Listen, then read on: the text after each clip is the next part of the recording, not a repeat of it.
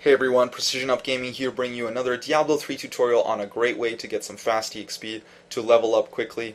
Today we're going to be talking about a little method that we used personally to get our last few levels in before reaching level 60.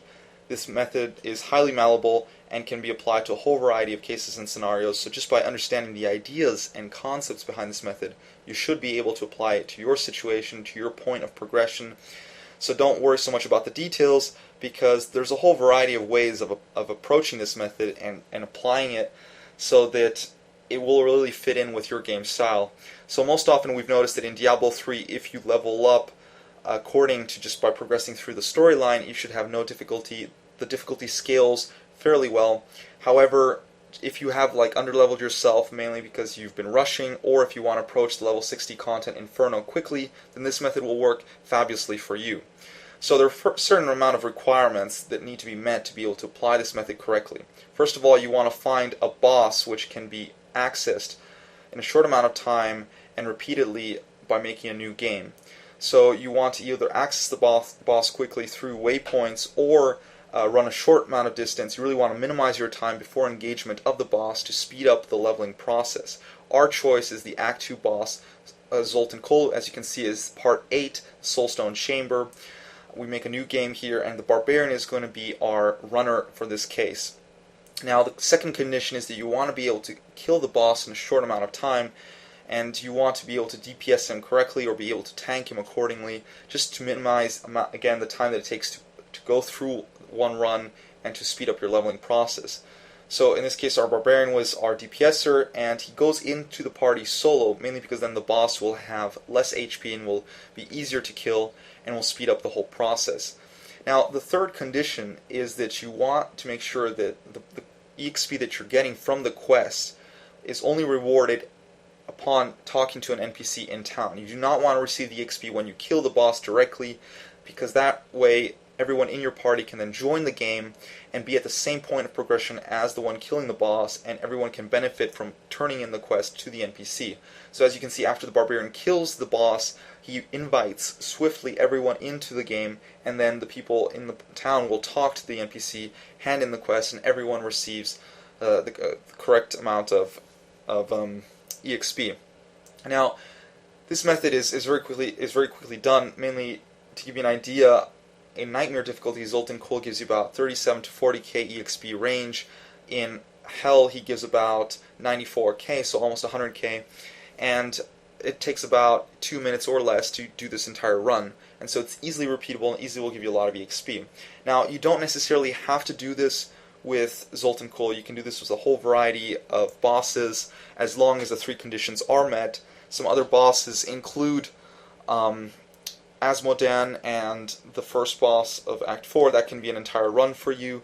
Asmodan, when you kill him, you receive some EXP, but the majority of the EXP is given to you upon talking to the Black Soul that he spawns, and then talking again to Tyrell just before entering the red portal to Act 4.